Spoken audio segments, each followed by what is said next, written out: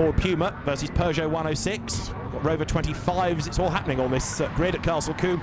This championship has always had this great mix, great variety of cars, and you don't have to have the very latest technology to be competitive. As I say, that Rover dating back to the mid-90s, but it's still a leading car, could be a winning car, because up front is Adam Prebble. He turns his way out of the right-hander defending. Tony Hutchings goes a little bit wide there, carried possibly too much speed into the right-hander. Behind him you've got Nick Charles and Tony Dolly queuing up behind him as they work their way now out of Bobby's down towards Camp Corner, and Hutchings having to go defensive. That means then that as he has to fend off Charles, he loses touch ever so slightly with Adam Prebble. Down they come into the right-hander. The clock has hit 0, and that should mean we get a last lap board this time around. It's ready by the marshals. So Prebble, who's led really since the lights went out, comes across the line up front in second spot now. You've got the Audi of Hutchings, but is it going to remain this way as the cars accelerate their way up towards Quarry? There, Nick Charles leading his class. That's what he needs to do really for the championship. Tony Dolly looking for a way past him. There's another slower car they've got to negotiate then as they break for Quarry. Jamie Dickox, son of Formula Ford racer Pete Dickox, gets out of the way of the leading cars that could barely be closer now because Hutchings was pushing Prebble through the corner, but that's delayed him. Dolly there on the inside is level with Charles, who's level with Hutchings. They've both gone ahead of the Audi, and Dolly alongside Nick Charles as they dive up towards the S's. Nick Charles comes out ahead. Hutchings trying to fight back on Dolly. They get sideways, they touch, and off goes the Audi, off goes the Peugeot as well. Big damage to Hutchings' car. Tony Dolly, I'm afraid, got it crossed up, came across the road. There was nowhere for Hutchings to go, and Tony Dolly tries to get back into the race with his now rather shortened car, and all of that means that we have a stricken Audi lying in the middle of the road. We've got the race leader on his own almost now, because Adam Prebble has been able to take advantage of all of that and pull clear. Nick Charles up in a second spot. It started at Quarry because that's where Hutchings really was hung out to dry, having rubbed on the back of the Rover. Charles trying to take advantage in traffic though. The leader has got nowhere to go except onto the grass. Look at that as he tries to get around the back markers. Nick Charles on the inside. Can he do it? No, not quite. Fantastic stuff. The Rover leads the way into the last corner of the last lap. The checker flags are going to be at the ready. What a race! And it's a win over the line. Adam Prebble just hangs on with Rallycross thrown into the mix as well. You don't often see that to get past back markers. Foot nailed to the floor. He was not to be denied, was he, Adam Prebble? He wins by 0.207 of a second. It could have been a very different story. I thought for a moment we were going to have more damage then as he went on the grass. But in the end, Adam Prebble wins a remarkable race. Nick Charles second, David Kift third, Mark Wyatt fourth. We're going to have Simon Norris for fifth place. But as I say, it all kicked off on that last lap coming out of Quarry. Hutchings was delayed. Alongside him went both Dolly and Nick Charles. And coming out of the S's, Dolly did something that caused the car to get sideways. Has he made it to the flag? He's not. The car's expired, look. I'm afraid that's a broken Dolly. So Tony Dolly clambering out of the car. Very experienced driver, so it's very rare that you see him with a damaged car or indeed involving another driver. Oh dear, Tony Hutchings is not at all amused, is he? He applauds the race winners, but very frustrated about what is a very badly damaged car. We're not going to see that out, I'm afraid, for race 2.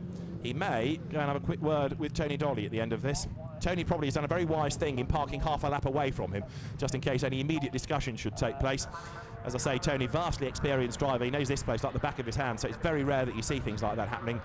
Tony making a mistake, so maybe there's a bit more to the story. But there is the man that comes through, despite having to put all four wheels on the grass to get past a back marker.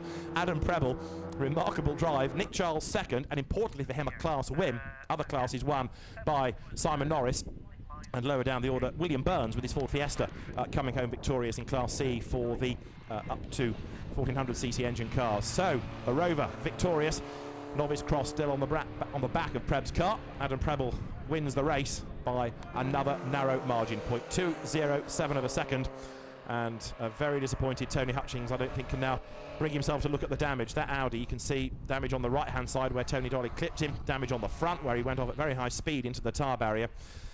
This may take a minute or two. Here's the replay. Now, Dolly, look, up on the inside of Charles, who's up on the inside of Hutchings. They're both ahead of him. We just lose sight of them briefly.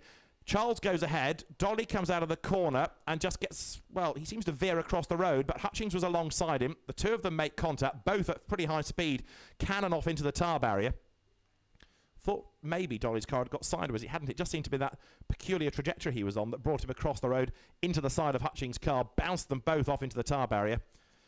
And that is a very sorry-looking Audi. But that, of course, wasn't the only story on the last lap, because we had back markers ahead of the race leader. So he comes out of Bobby's, Nick Charles right up behind him. Charles already sees his opportunity. Which way does he go?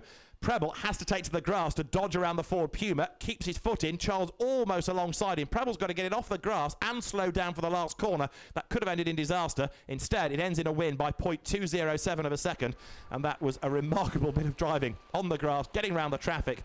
The Ford Puma, which was the first car they had to negotiate, the car in the hands of Wayne Osborne, getting out of the way, sort of, but the grass being treated as part of the track there, and a very spectacular way to win a race. Adrian Slade we lost early on, having been involved in that battle with Nick Misen, and Tony Dolly's car, as I say, looking very sorry for itself as well. So they've got a bit of work to do, quite a few of these teams, before the cars are back out later on in the day here at Castle Combe.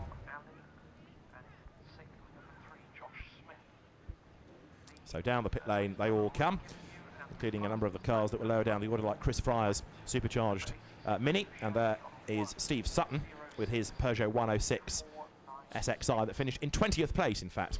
So let's confirm the leaders as they came over the line. Adam Prebble the winner, Nick Charles second, and David Kift finishing in third. Mark Wyatt fourth, ahead of Simon Norris, and then to round out the top six, Tony Dolly, who did just stagger over the line. So Adam Prebble wins a remarkable race, and there's more to come here from Castle Combe.